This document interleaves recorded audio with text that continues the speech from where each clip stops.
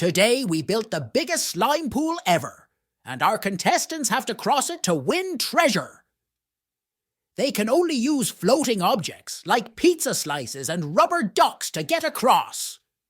Oh no! Contestant 1 just slipped and fell into the slime. Contestant 2 is so close. Can she make it to the finish without falling?